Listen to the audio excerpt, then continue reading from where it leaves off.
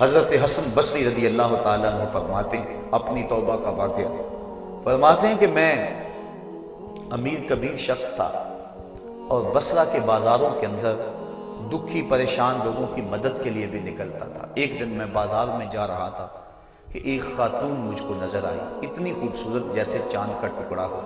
میں نے مسلسل اس کی طرف دیکھنا شروع کر دیا۔ اس نے کہا اما تستحی، تجھے حیا نہیں آتی، مجھے دیکھے جا رہے ہو؟ کہتے ہیں میں نے کہا ممن، کس سے حیا کروں؟ تو اس عورت نے کہا فمن یعلم خائنۃ الاعین وما تخفی الصدور، اس سے حیا کرو جو دلوں کے بھید جانتا ہے، جو آنکھوں کی خیانت کو جانتا ہے، اس سے حیا کرو۔ کہتے ہیں یہ بات تو بہت بڑی تھی، لیکن اس کا حسن ایسا تھا کہ مجھے اس کے باوجود اس کی طرف رغبت رہی اور میں مسلسل اس کو دیکھتا رہا۔ اس نے پھر مجھے کہا کہ کیا معاملہ ہے کہ تم میری طرف دیکھنا چھوڑتے نہیں ہو، کون سی چیز پسند آئی؟ تو کہتے ہیں میں نے اس کو کہا کہ تیری جھیل سی آنکھوں میں ڈوبنا چاہتا ہوں اور یہ میرے لیے ایک باعث کشش ہے۔ اس نے کہا تم رکو، شاید تمہارا مطلوب پورا ہو جائے۔ میں وہاں رکا اور وہ اپنے گھر چلی گئی۔ تھوڑی دیر کے بعد اس کی خادمہ تشت کے اوپر کپڑا ڈالا ہوا ہے اور میرے طرف بڑھایا۔ کہتے ہیں میں نے جب کپڑا اٹھایا تو اس کے اندر اس کی دو آنکھیں تھیں اور اس کے اوپر لکھا ہوا تھا کاغذ کے ٹکڑے پہ لا ارید عینا یفتتن بسببها احد، میں ان آنکھوں کو رکھنا ہی نہیں چاہتی جس کی سبب سے ایک مومن فتنے میں پڑ جائے۔ کہتے ہیں کہ میں نے اپنی داڑھی کو پکڑا اور زاروں کے تار رونے لگا۔ میں نے کہا اے حسن بصری، تو اس عورت سے بھی گیا گزرا ہے؟ اتنا خوف اس کے سینے کے اندر؟ کہتے ہیں میں داڑھی کو پکڑ کے زاروں کے تار رویا اور گھر چلا گیا۔ ساری رات میں نے توبہ میں گزارا۔ جب صبح کا سفیدہ طلوع ہوا میرے دل میں خیال آیا جس نے اپنی آنکھیں وار دی اس سے بھی تو معذرت کر رہا ہوں، اللہ سے تو معافی مانگی۔ کہتے ہیں کہ میں صبح اٹھا اور جب اس عورت کے گھر کے دروازے کے قریب پہنچا تو اس کا جنازہ نکل رہا تھا۔ میں پھر بڑا پریشان ہوا، واپس آیا، سارا دن مشکل میں گزارا۔ رات جب میں سویا تو وہ عورت مجھے خواب میں ملی۔ میں نے کہا کہ مجھے کوئی وصیت کرو، تو اس نے کہا اذا خلوتا فاذکر اللہ، میں تجھے وصیت یہ کرتی ہوں جب تم تنہائی میں ہوا کرو تو اللہ کو یاد کیا کرو۔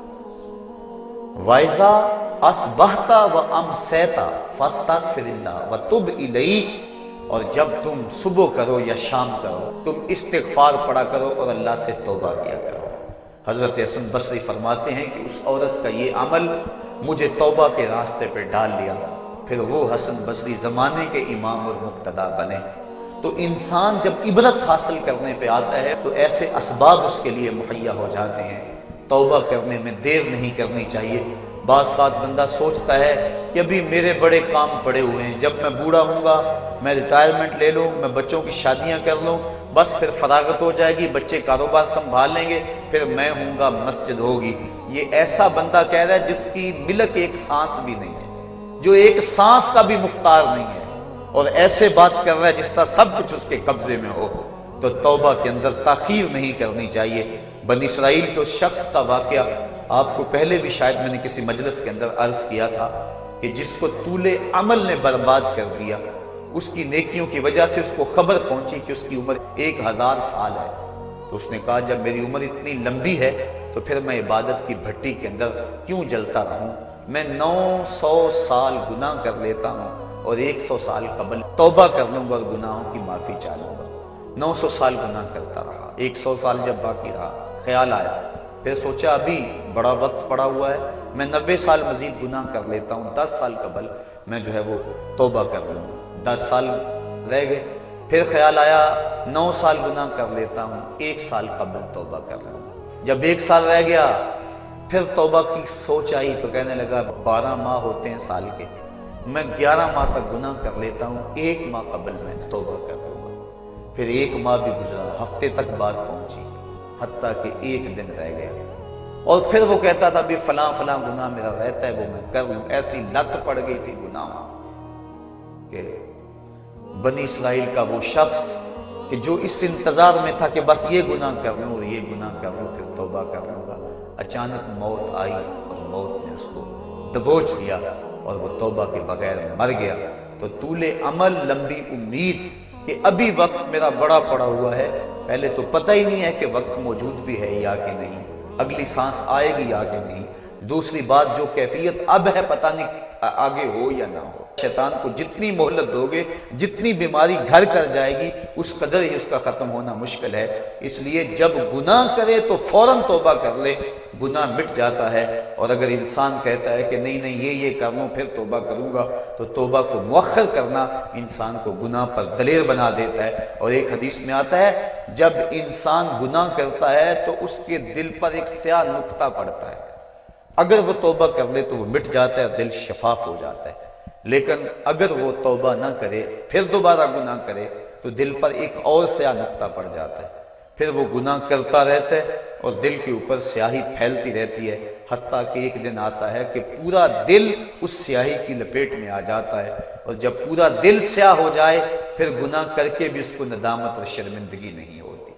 مومن تو جب گناہ کر بیٹھتا ہے تو محسوس کرتا ہے جس طرح پہاڑ کے نیچے آ گیا، ابھی گر جائے گا اور مجھے کچل دے گا۔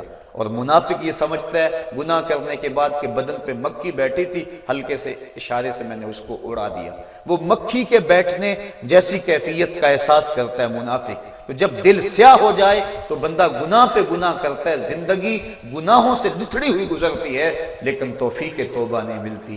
صاحبو، زندگی بیت رہی ہے، ایک ایک لمحہ کٹ رہا ہے، ہم لمحہ لمحہ موت کے قریب ہو رہے ہیں۔ ہم سمجھتے ہیں ہم بڑے ہو رہے ہیں، لیکن نہیں، ہم چھوٹے ہو رہے ہیں۔ جب گنتی الٹی شروع ہو جائے کام جلدی زیرو تک پہنچ جاتا ہے، سانسوں کی الٹی گنتی شروع ہے اور ہم لمحہ لمحہ قریب ہو رہے ہیں۔ رمضان کا موسم ہے، جمعۃ المبارک کا یوم سعید ہے، سہانی گھڑیاں ہیں، امٹتی ہوئی رحمتوں کی برسات ہے۔ فرمایا حدیث میں کہ ایک ساتھ جمعۃ المبارک میں ایسی ہوتی ہے جس میں جو دعا مانگو اللہ اسے قبول فرما لیتا ہے۔ اور حضرت عبداللہ ابن مسعود رضی اللہ تعالی عنہ فرماتے ہیں کہ جس نے وضو کیا اور اچھا وضو کیا اور اس کے بعد 2 رکعت نوافل ادا کیے اور اس کے بعد دعا استغفر اللہ العظیم الذی لا الہ الا هو الحی القیوم واتوب الیہ، کہتے جس نے اس دعا کو پھر پڑھ لیا، اگر اس کے گناہ ہیں وہ سمندر کی جھاگ کے برابر بھی ہو، اللہ سارے معاف فرمائے۔ مالک تو گناہوں کو معاف کرنے والا ہے، ہم ہی جہنم میں چھلانگے لگا رہے ہیں، لیکن وہ تو کہتا ہے آجو میری رحمت کے دروازے کھلے ہوئے ہیں، اسیاں سے کبھی ہم نے کنارہ نہ کیا، تو نے بھی مگر دل آزردہ ہمارا نہ کیا، ہم نے تو جہنم کی بہت تدبیر کی، تیری رحمت نے لے کر گوارا نہ کیا۔ اس کی رحمتیں بندے کو آوازیں دے رہی ہیں، یا ایھا الانسان ما غرک بربک الکریم، اے انسان تجھے کریم رب کے دروازے سے کس نے ہٹا دیا؟ الذی خلقک فسواک فعدلک فی ای صورت ما شاء رکبک، جس نے تجھے پیدا کیا، جس نے تجھے تخلیق کیا، تجھے حسن اور جوانی دی، تیرے اعضاء کو توازن اور اعتدال دیا۔ ذرا دیکھ تو صحیح، ماضی کو جھانک کر کے تو دیکھ، تیرے ہاتھ تھے پکڑنے کا سلیقہ نہیں تھا، تیری ٹانگیں تھی چلنے کا طریقہ نہیں تھا، تیری زبان تھی بولنے کا اسلوب تجھے نہیں آتا تھا، تو دودھ بھی مانگنا ہوتا تو روتا تھا۔ ہم نے تیری ماں کے سینے میں تیرے لیے پیار ڈال دیا، اگر ماں کے سینے میں پیار نہ ڈالتے بتا تو بچہ تھا، تیری گندگی سے لتھڑ جاتا تھا، ماں صاف کرتی تھی، اگر ماں کے سینے میں یہ پیار نہ ہوتا تجھے کیڑے پڑ جاتے۔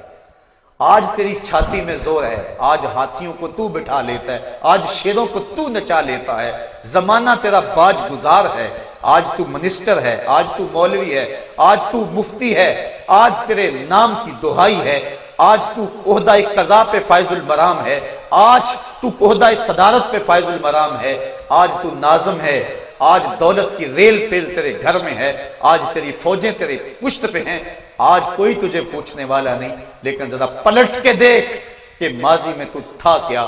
اچھا پیچھے نہیں پلٹ کے دیکھنا تو ذرا آگے پلٹ کے دیکھ لے، پھر دوبارہ ہو وہی حالت، ڈنڈے کو پکڑ پکڑ کے چلے گا، پھر ڈنڈا بھی جواب دے گا، چارپائی سے لگ گیا، فالج ہو گیا، گھر والوں نے 4 دن تو بڑی خدمت کی، آخر انہوں نے بھی کام پہ جانا، پھر بیویوں کے سپرد کر کے چلے گئے، کتنی دیر خدمت ہوگی، اب سارے تنگ آ گئے، آہستہ آہستہ منہ سے یہ دعائیں نکلنے لگی، اللہ بابے کو پردہ دے دے تو ٹھیک ہے، بتا ہم تجھے پردہ نہ دیتے تو کیا کرتا، ہم نے زندگی دی یہ بھی ہمارا احسان، اب تو اس حالت میں ہے کہ تیرا دھڑ مارا گیا، چارپائی پہ لگ گیا، بولو براز اوپر، مصیبت بن گئی، گھر والے بھی تنگ، تجھے اندر سے نکال کر برآمدے میں رکھ دیا کہ بابا کھانستا ہے، بچے ڈسٹرب ہوتے ہیں، جراثیم پھیلتے ہیں، اب تجھے باہر رکھ دیا گیا، تو اپنے آپ سے تنگ آ گیا۔ ڈاکٹر کو کہتا ہے لگا زہر کا ٹیکہ، ڈاکٹر زہر کا ٹیکہ بھی لگائے، بتا تجھے موت نہ آئے تو کیا کرے؟ ہم نے تجھے زندگی دی، یہ بھی ہمارا احسان، فَأَمَاتَهُ، ہم نے تجھے موت عطا کی، یہ بھی ہمارا احسان۔ فَأَكْبَرَهُ، اگلی کہانی بھی سن، کتا بھی تو مرا تھا، گھسیٹ کے روڑی پہ نہیں ڈال دیا؟ بکری بھی تو مری تھی، گھسیٹ کے روڑی پہ نہیں ڈال دیا؟ اگر تجھے بھی پکڑ کے روڑی پہ ڈال دیا جاتا تو کیا کر سکتا تھا؟ لیکن ہم نے کہا نہیں نہیں، یہ میرا شاہکار ہے، اس کو غسل دو، بیری کے پتے بھی ڈال لو، صفائی ستھرائی خوب ہو جائے، چٹے لباس کا کفن دو، سند سند پہ خوشبو ملو، اب سارے تجھے دیکھنے آ رہے ہیں، تو دولہا بنا ہے، تیرا منہ دیکھنے سارے آ رہے ہیں، ساری بستی امڈی آ رہی ہے تجھے دیکھنے کے لیے۔ پھر تیری چار پائی اٹھی، چار بندوں نے اٹھایا، کندھا بدل بدل کے چلتے ہیں، ہر ایک کی خواہش ہے کہ میں کندھا دے لوں۔ پھر میں نے کہا تیز نہ چلنا، میرے شاہکار کو کہیں جھٹکا نہ لگے۔ پھر تیرا اعزاز اور تیرا پروٹوکول کہ امام کعبہ بھی ہو تو وہ پیچھے اور تجھے آگے رکھا گیا۔ انسان ذرا غور تو کر، تو کس چیز پہ نازا ہے اور بھول گیا اس رب کو؟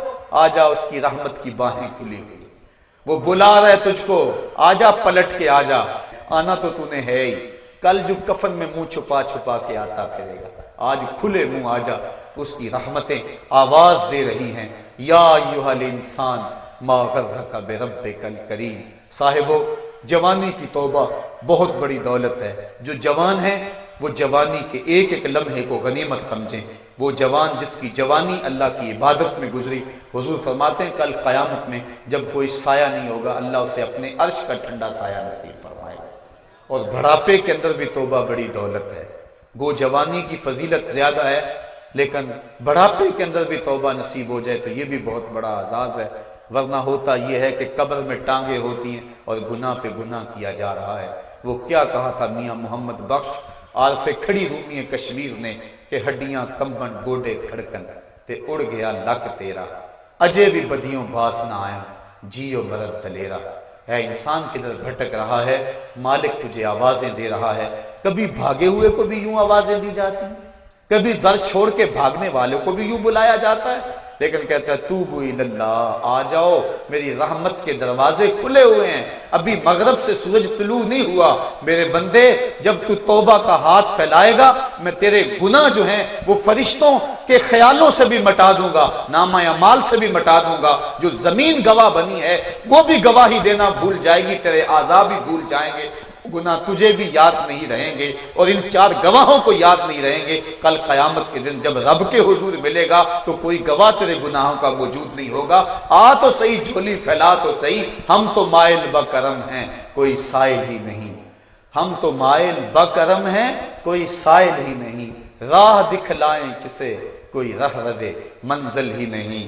آؤ، توبہ کا دروازہ کھلا ہے، اس کی رحمتوں کا دروازہ واہ ہے، اس کی کرم نوازیاں تمہیں آواز دے رہی ہیں، جھجک آتی ہے اس کے در پہ آتے ہوئے، چلو میرے نبی کا وسیلہ لے کر آ جاؤ۔ وَلَوْ أَنَّهُمْ إِذْ ظَلَمُوا أَنفُسَهُمْ جَاءُوكَ، اگر تم گناہ کر بیٹھے ہو، اپنی جانوں پہ ظلم کر بیٹھے ہو، آؤ تمہیں توبہ کا ایک اور راستہ دکھاؤں، آسان راستہ، کہ تم میرے نبی کی چوکھٹ پہ آؤ اور یہاں آ کے معافی مانگو، پھر میرا نبی تمہارے لیے ہاتھ اٹھا دے۔ تم تو معافی مانگنے آئے تھے، لَوَجَدُ اللَّهَ تَوَّابًا رَحِيمًا، توبہ تو ملنی ہی ملنی ہے، نبی کو ساتھ لے آئے ہو، میں رحمت بھی فرما دوں گا، اضافی رحمت اپنی جانب سے فرماؤں گا، آؤ تو صحیح میری چوکھٹ پہ۔ اللہ کے محبوب کی چوکھٹ پہ صحابہ آیا کرتے تھے اور محبوب کے جب ہاتھ اٹھتے تو پھر دعائیں قبول ہوتی، توبہ کے دروازے کھل جاتے اور اللہ کی رحمتیں برستی۔ ابو لبابہ کی توبہ کا واقعہ کتب حدیث کے اندر موجود ہے اور دیگر صحابہ کی توبہ کے واقعات موجود ہیں۔ حضور کے انتقال کے بعد حضور کی قبر پہ چلے جاؤ، امام عطابی کہتے ہیں کہ میں حضور کے روضے پہ بیٹھا تھا، ایک دیہاتی آیا اور حضور کے روضے پہ کھڑا ہو کے کہنے لگا حضور میں گناہوں کی بخشش کے لیے آیا ہوں اور بغیر مغفرت کے تو نہیں جاؤں گا۔ کہتے ہیں وہ اس قدر فریاد کرتا رہا، روتا رہا کہ مجھے اس کی حالت پہ ترس آ رہا تھا۔ جب وہ چلا گیا میری آنکھ لگ گئی، آنکھ لگی تو خواب میں حضور کی زیارت نصیب ہوئی اور آقا کریم نے فرمایا قم یا عتبی، عتبی اٹھو اور اس عرابی کو تلاش کرو، اور جب مل جائے تو میری طرف سے جنت کی بشارت دے دو۔ اور صاحب مدارک نے ایک روایت لکھی ہے کہ ایک شخص حضور کے روضے پہ آیا اور حضور کے مبارک روضہ کی مٹی کو، تربت نور کو اپنے سر میں ڈال رہا ہے اور کہتا ہے میں تو گناہوں کی بخشش کے لیے آیا ہوں۔ یہ حضور کے انتقال سے 3 دن کے بعد کا واقعہ ہے۔ وہ کہتا ہے میں تو مغفرت کے بغیر جانا ہی نہیں ہے۔ وہ تو چلا گیا لیکن یہ جم کے بیٹھ گیا، غنی کے در پہ ڈیرے جما دیے، کہا میں تو نہیں جاؤں گا جب تک میری مغفرت نہ ہو۔ فنودی من القبر انہ قد غفر لک، صاحب مدارک لکھتے ہیں گنبد خضرا سے آواز آئی جا تیرے گناہوں کو معاف کر دیا گیا، مجرم ہو تو منہ اشکوں سے دھوتے چلے آؤ، آؤ در تواب پہ روتے چلے آؤ۔ قرآن میں مذکور ہے بخشش کا طریقہ، سرکار کی دہلیز سے ہوتے چلے آؤ۔ آفاق کے ہر ہر گوشے میں قرآن سنا کر دم لینا اب رکنا